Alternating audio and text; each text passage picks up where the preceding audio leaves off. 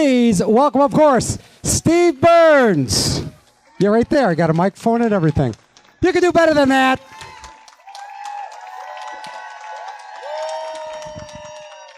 Hey, everybody. Thank you for coming out. It's great to have you. It's great to be here. Nice. First time in Pittsburgh? No, I've been to Pittsburgh many times. Not in a minute, but I do like this town.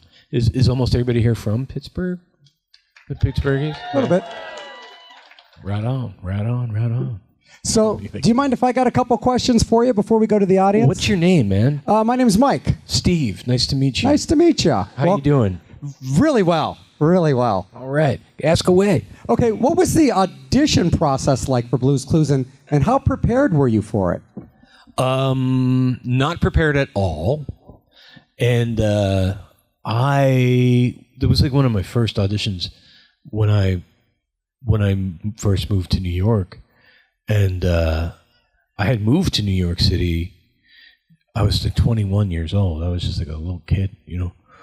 And I was getting a lot of attention, or some attention, for being like a very serious, intense actor. Like I was like a Dustin Hoffman-y, Al Pacino-y, pretentious, very serious actor. And I got an audition for this, what I thought was a cartoon, right?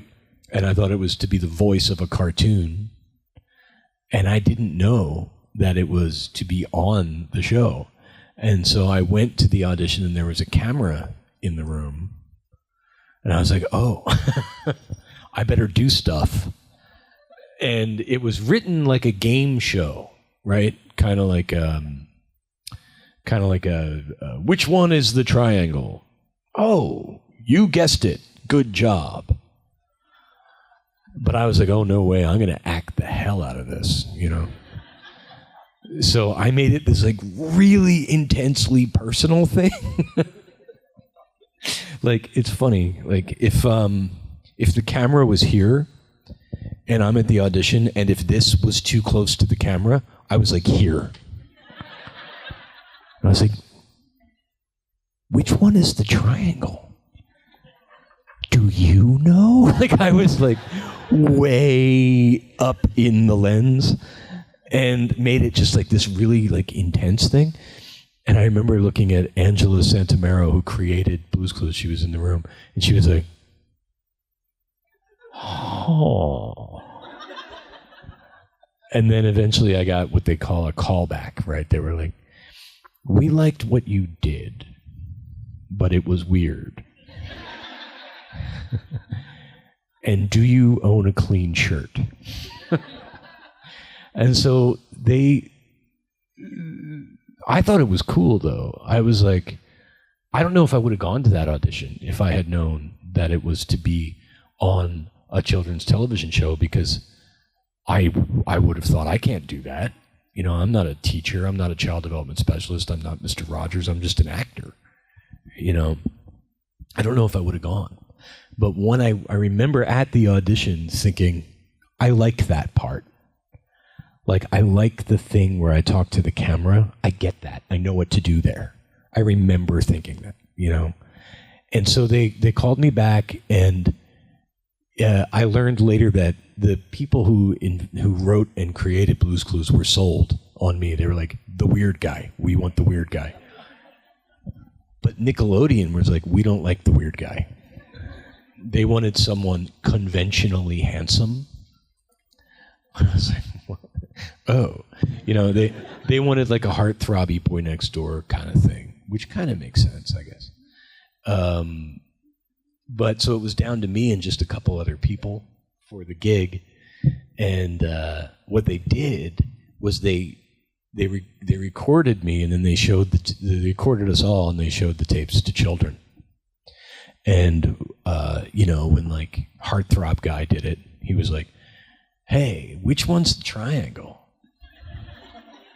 Oh, thanks. Right? Kids were like, that one. It's over there. But when they showed them my tape, and I was like, will you help me? Kids were like, yes, we have to help this guy. Like, he needs me, you know? And they were like jumping around the room. They were like touching the screen and like climbing over each other. So I don't know how old everyone in the room is, but if you grew up on Blue's Clues, you got me the job. So thank you. And I just want to skip ahead. Are you working Yes. on any new music projects currently?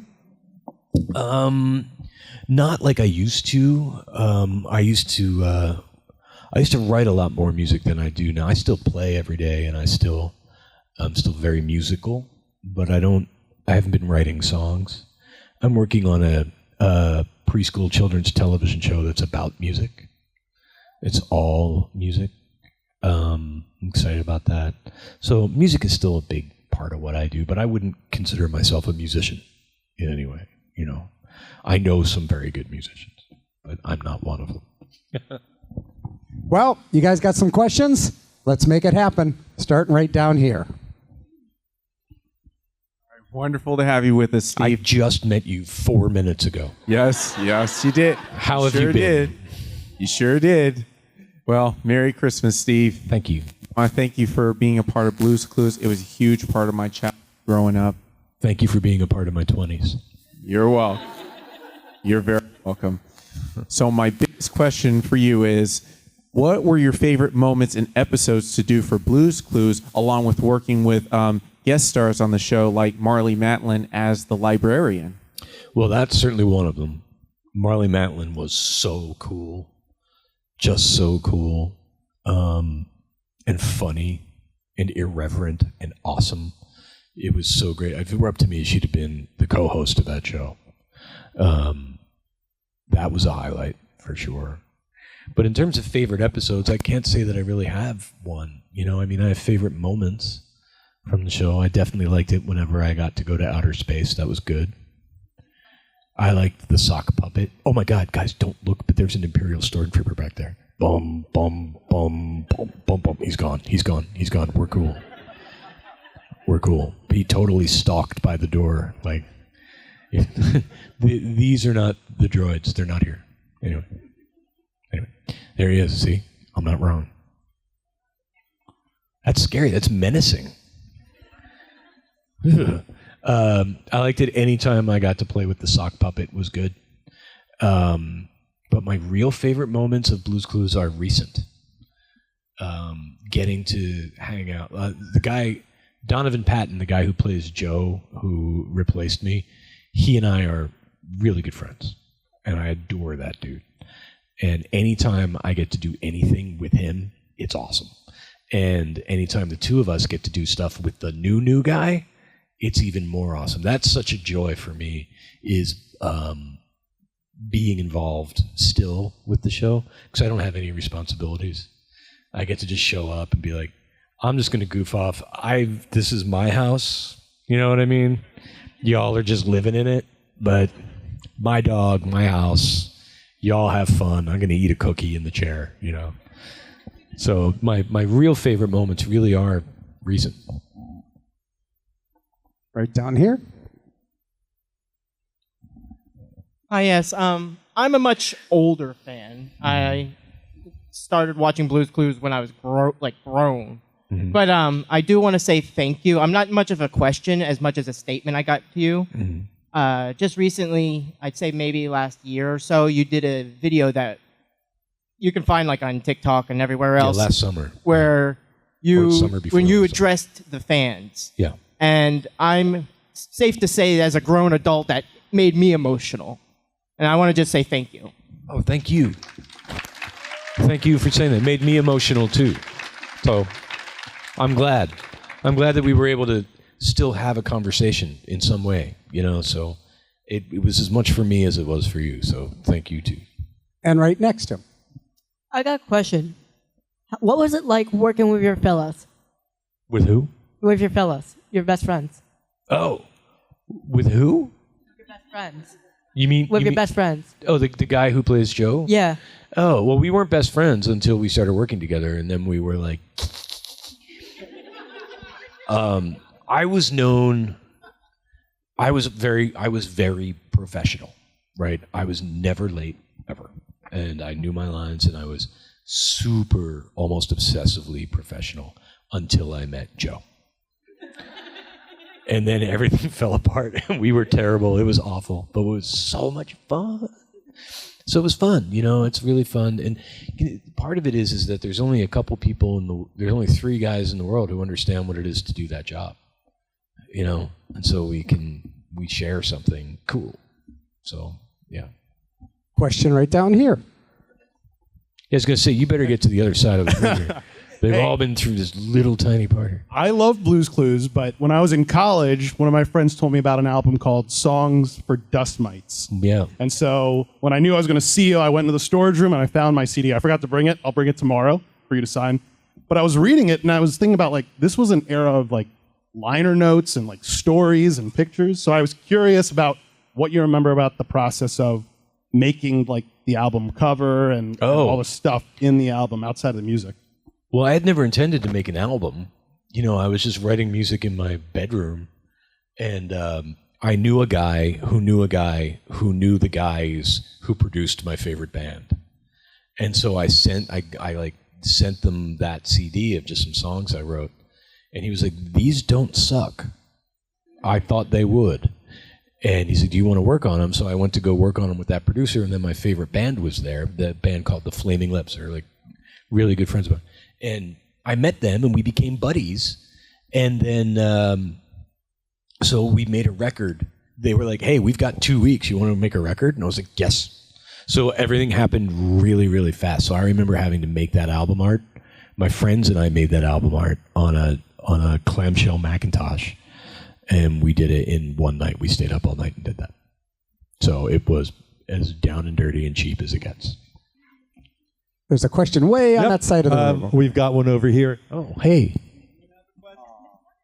No, he doesn't. What's your name, by the way? I'm sorry, I should be asking everybody. Her name is Yeah. Sydney. Oh, the name of the dog? The dog has a Dog is question? Sydney, yes. Oh, I see. Nobody remembers my name. Nobody knows my name. No, what is your Does name? anybody really remember when there's a dog? Does anybody really remember the name Yes, of the owner? yes, I am living proof. Fair. Touche. Mic drop. So, as I'm sure you're well aware, when you kind of disappeared when you left Blue's Clues and you disappeared off of the planet, there seems to be a lot of rumors that swirled around your disappearance. And I think the most interesting one I heard involved you having a whaling accident off the coast of Nova Scotia. No. See, there were so many rumors that I died, and I honestly, it's only a little funny to me. Sometimes it's not even funny. It was weird. That was weird. That was a weird thing to hold, to think that you did all this stuff, and then everyone, no matter what you do, everyone thinks that you died. It was really kind of a dark thing.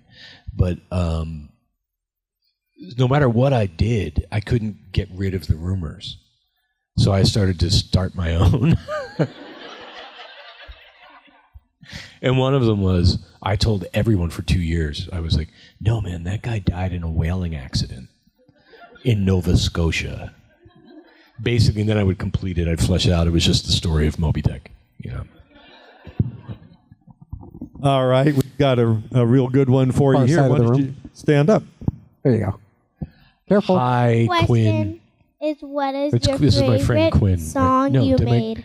Did I get your name wrong? No. Okay, yes, it is Quinn. Hi, I got my glasses on. What is your favorite song you made? Ever? I wrote a song for my sister, and it's called More Than One, because we're kind of like the same person, but we're not. We're really close in age. And that was a very sweet little song, and I really enjoyed writing that one. Probably the song I wrote for my sister, which is on that record that guy has, and nobody else has, except my mom and you. And I like that song called Mighty Little Man, because that's the theme song, by the way, for the spin-off of The Big Bang Theory called Young Sheldon. Yeah, I wrote the theme song to that. And let's go to this side of the room over here. Got a question right here. Hi, Steve. Merry Hi. Christmas. Merry Christmas. As a mom of a child who absolutely loved Blue's Clues and Steve, and always said, "Here's the mail," when the mail came and started wagging his tail, I just have to say thank you, because you piqued a curiosity in him and probably all the generation that watched you and interacting, and it was just wonderful to see the excitement that he had for learning and education, because you made it a part of his life by getting close to that TV camera and pulling him in and all the other kids of that generation in. But my question is, how you were working with a cartoon, so how did you know where Blue was going to be, and Salt and Pepper and Magenta and all the little characters that you were supposed to be interacting with? How did you know where they were to be able to make that interaction happen? Well, first of all, thank you for the first stuff you said. I can't take all the credit for that, and I won't take all the credit for that. That is, Blue's Clues is a brilliantly conceived educational delivery system. That's what it was. It was first and foremost an educational television show. I was an educator. I was an actor who was in the role of an educator. My job was to facilitate that brilliant curriculum. And the reason it was so engaging had somewhat to do with what I was doing, but there was also a lot of very brilliant people that are most of it, you know. And in terms of being, I shot Blue's Clues on a blue screen. You guys are all familiar with green screen stuff. I couldn't use a green screen because my shirt was green and I would have disappeared. So I was on a blue screen. And there was nothing there. It was just me. It was kind of like being in the bottom of a swimming pool, right? Just imagine there's literally nothing. And it was rounded corners, so you couldn't even see the corners of the room. It just felt like a blue void. And in a way, it was kind of peaceful, you know? It was just this big blue color and then lights in front of me, just lights. And you couldn't even see the director. It was just lights. It looked like something like if you were in heaven or something.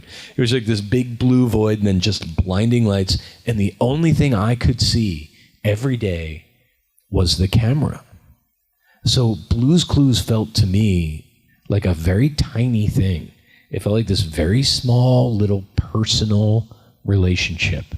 It was just this very personal conversation I was having with that camera and nothing else, and literally in a void.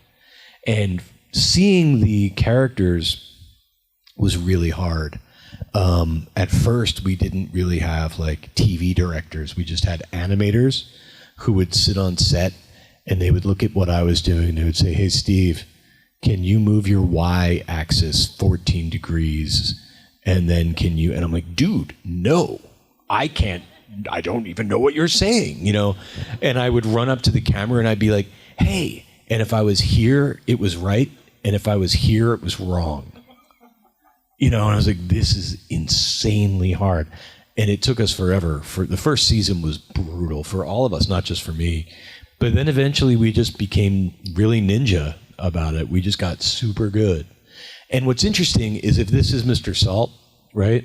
And you're like, "Oh, hey, Mr. Salt." And he's like, "Hello, Steve, I'm going to do things and I'm going to go over here and get an orange and blah, blah, blah, blah, blah." What you would never do is this.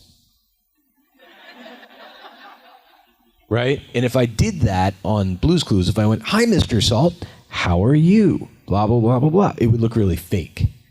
So you have to be like, "Oh, hey, it's Mr. Salt, blah, blah, blah. How you doing, man? Blah, blah, blah. Hey." And you pick 3 points. Right? Stuff like that is like, it sounds simple, but it's so hard. My least favorite character for that reason on Blue's Clues was Slippery Soap. I was like, oh God, no scenes with the soap. Because he'd be like, "Whoa, whoa," and I'd have to know where that was in my mind while I'm asking you questions. I'd have to have that memorized where he's going to be in space. And it was just too hard. It was too hard. That's why there really wasn't much of that character in the show. How long would it take to do an episode? How long would you have to? Season 1, like the first season, took us like 4 or 5 days to do an episode of like 12-hour days. And that's just my part, and then it would be animated for months, right? By the time I left, I could do a show in a day, easy. You know, we got so weird good at that show. But you would like anything, like you would, you know. Practice makes perfect. I think on the far side we have another question. We got one over here. Hey, what's your name? Madison. Hi, Madison. I'm Steve. It's nice to meet you. So I wanted to know what was your favorite part about filming Blue's Clues, and then did you ever think it would get as big as it did? My favorite part about Blue's Clues was talking to the camera, was creating that interaction with the home viewer. That is still my favorite part of Blue's Clues, and absolutely not did I think. I didn't think it was going to work. I was like, man, this show is cool, but it is deeply weird. And people are not going to talk to the TV. Like, that's not going to happen. You know, I hoped that it would. I was like, this is cool. This is like the Rocky Horror Children show. You know? And I was like, I hope this works, but I didn't for a second think that it would not only work, but sort of change children's television. You know, I didn't think so. I'm glad that it's amazing that it's still around and everything, but the answer is no, I did not think so. Was there a whole set of camera people there, or was there like steady camera people there? No, we had one camera. Blue's Clues was very interesting. Blue's Clues, by the way, is an homage to Fred Rogers, right? It's not just influenced by, we are worshiping that show. It is an homage to Mr. Rogers' Neighborhood. And one thing that he did brilliant. God, I love talking about Fred Rogers in Pittsburgh. Oh, hey, Fred. One of everything that he did was perfect, but the one thing that he understood was that very young children are disoriented by film language, by camera movement, by the way that things cut from perspective to perspective. So that's why the camera was always very still in Mr. Rogers' Neighborhood. And when he would go to the kitchen, the camera would literally follow him through that wall. You know what I mean? He never cut. And that's why I went like this, like a crazy person, and just walked in place and everything went behind me, because we wanted to cut as little as possible. Wait, where was I going with that? Oh, were there multiple cameras? So no. So there was one camera, and we never moved it. It was on a tripod. We would focus it and walk away from it. You know, it was as simple as possible. And there's a lot of weird, awkward stuff about Blue's Clues that was done very intentionally for the audience, for that specific audience, that as an adult you watch it, it's like, that's really clunky and weird. But it was actually done really intentionally, really mindfully, and made it very sticky to a 4-year-old's mind. So, like, was there somebody behind the camera that was always different, or you ever have like somebody actually working the camera behind the camera? You're playing to that person. No. I maybe I'm misunderstanding your question. You mean like an acting partner? No, just kind of like, was it always the same person back there? We have 3 or 4 different directors of photography, but they weren't really people that I could see. You know, in the first season, remember how I said this is wrong and this is right? I'd have to do it again if I was wrong, right? In the first season, we had a wonderful camera guy named Skip. And the rule was the camera can never move, but he felt bad for me because I was doing 35 takes because this was wrong and this was right. So he would unlock the camera, and when I come close to it, he would like make it right and be like, maybe. But for the most part, no. Let's get some more questions right here. Hi again. Hey. So with the generations that have spread out, even with future ones coming along, how does it feel to see all these people of all these ages commune around this show that has become a timeless children's classic? Tell me your name again.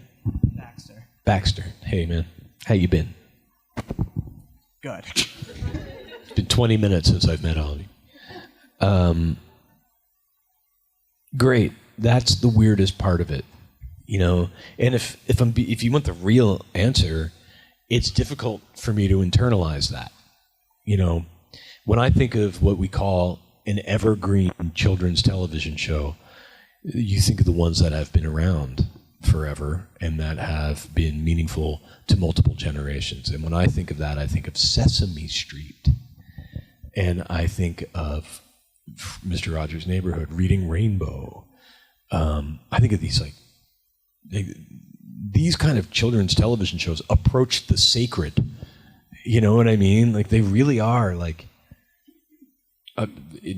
they're different. You know, they occupy a different space in culture. And to think that Blue's Clues is one of those, I honestly can't get my arms around that idea. I really can't. But What was your reaction to first seeing yourself do this, like a finished product? I was really upset. I was like, why do I look like that? I don't have to look like that. Can I look cool? I was like, look at my hair. Oh my gosh, this is, you know. But I was really upset. I was like, oh, this is too weird. But then after about the 5th episode, I was like, this is weird in a cool way. Like, this is deeply weird in an awesome way. I just kind of got into it, you know. Question way back off to the end. Getting that part of the audience. So this might be a dumb question. I'm sorry, what's your name? Oh, Alina. Hi, Alina. This may be a dumb question, but did you know that Blue was a girl when you were filming the show? You did? Yes. There you go. Duly noted. You had another question back there, I believe? I saw another set of hands back there. Yes, right back there. I'm Kelly. Oh, yeah. What was your favorite moment of Young Sheldon and Blue's Clues? My favorite part of Blue's Clues, like I said before, I don't have a favorite part. I have a lot of favorite parts. Like being in outer space was a favorite part, and my favorite part of Young Sheldon was when I just filmed because I got to do a scene with Missy, and she's my favorite actress on that show. She's hilarious and awesome. Okay, got 2 questions, one right down the middle. Hi. What's your name, man? My name's Brian. Brian, I like your hair. Thank you. Me too. So during the height of your Blue's Clues fame, what was your weirdest celebrity recognition story where somebody recognized you that you didn't think they should have or would have? You mean by other celebrities? Either. There was a lot of cool ones. I remember once the Rugrats did a movie. This one was painful. The Rugrats did a movie, and they did like a Nickelodeon red carpet thing, and I had to go to it. And I was like sitting on a red carpet, and Jodie Foster came up to me. I was like, oh my God, that's Jodie Foster. She was in Taxi Driver. This is amazing. And she's like, hey, Steve, I really like what you do. And I'm like, thank you, Jodie Foster. I love everything you've ever done. And she's like waving to the cameras. She's like, yeah, I always thought if I wasn't an actor, I would do what you do. And I was like,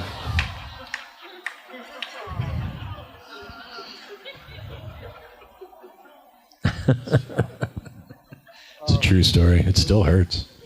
Okay, we've got one back here. Stand up.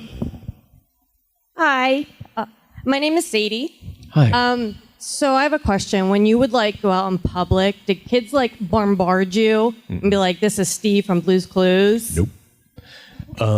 The age group, that age group, 3 to 5-year-olds, is essentially our appeal was much greater, much broader than we had anticipated. But the show was largely for 3 to 5-year-olds, and that's a very, very.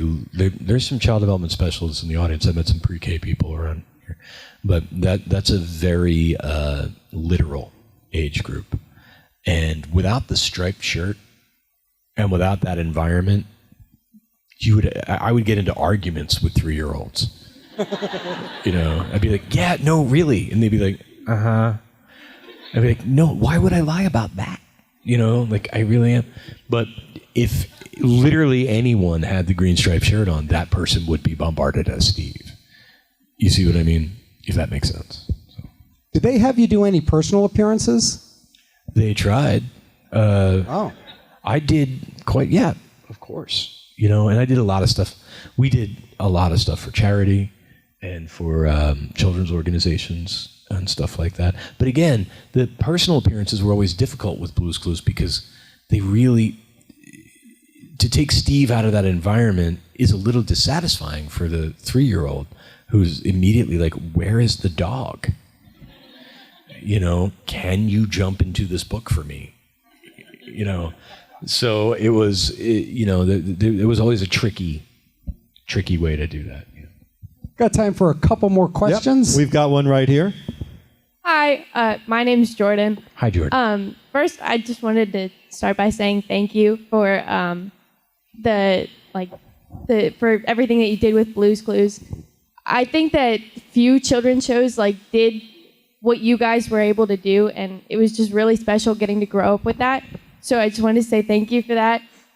And then my question was, when you were first approached with the idea of making the Blue's Clues movie with both of the other Blue's Clues actors, what were your initial thoughts? Well, I mean, I was down, it was really just a question of time. How much time would it be? Was I able to do it? And I mean, the real was just I'm only doing it if Joe does it, And so I called him, you gonna do it? And he's like, I'll do it if you do it. I was like, okay, I'll do it if you do it. And because we just wanted to make sure the movie was about Josh, and it is, and he is awesome in it. But that is about as much fun as I've ever had on anything related to Blue's Clues. That was so much fun. So. And this shirt, you have to come out. Yeah. Hey, man, you look great. Looking great, my man. There you go. Well done. Fire away. You wear it well. Was there ever a moment that you get from fans all the time and you're like, why this moment from the show? Say that again? Is there ever a moment that surprises you fans really enjoy from the show? I'm always surprised no one knew she was a girl. We gendered that dog from day one. I was like, look what she just did. Have you seen my puppy Blue? Where is she? It was from day one that we were constantly saying that. And everyone's like, what do you mean she was a girl? I had no idea. So that always surprises me. Question in the back, right there. Hi, Steve. I'm Dominique. Thank you for everything you did. I'm probably yet another person that's thanking you, but I grew up on Blue's Clues, so thank you for that. Was there ever a moment where you were keenly aware of the space you occupy in pop culture and the importance that you now hold, given your role you had in people's childhoods? Probably not. I probably don't see it the way you see it, and I probably don't get it the way you get it. But not to bring everybody down, but for a long time, I thought all of you thought I was dead. I really thought that, and then when the video went viral, that was wonderful for me because it was oh my God, everyone knows I'm alive and they're happy about it, So I probably don't see it the way you see it, but I don't know if I could comprehend that. But every now and then I'm like, holy crap, I'm Grover. I'm like, oh my God, I'm one of those things that I loved, but it's hard to get your arms around it, I guess, is the answer. We got one more question. You're going to be headed back to your booth. Have you got a photo op today, or is that tomorrow? Oh, I think maybe, I don't know. Where's Zach? I don't know. I think I might be done for today. I'm definitely back tomorrow. Okay. Well, if you get back to your booth, he'll be there. He'll be here. You're here all weekend, right? Yeah, I think awesome. So. All right. Last question. So was there a moment in your career that made you stop doing Blue's Clues to move forward? Was there a moment in your life where you were like, I really want to do something else, and then that's when you left Blue's Clues? I left Blue's Clues for a lot of reasons. None of them are super dramatic. First of all, I was doing it for a long time. And the real main reason isn't a terribly fascinating story. I was just getting old. And that character has to have this sort of boyish quality, And I was losing my hair. and it was becoming difficult to do the role in a way that met my standards for what it should be, and it wasn't like, I'm out of here, and it wasn't like, oh, I can't bear to find another clue. It wasn't like that at all.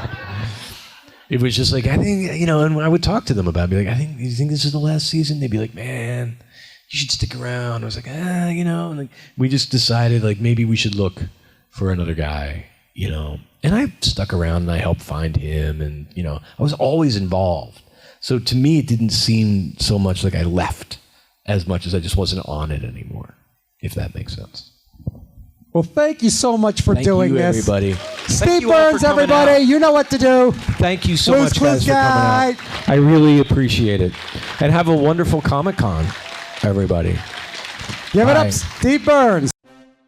Hi, this is Aaron Ashmore, and you are watching Fandom Spotlight. Be sure to like, share, and subscribe like now. Oh, and have fun and follow your fandom.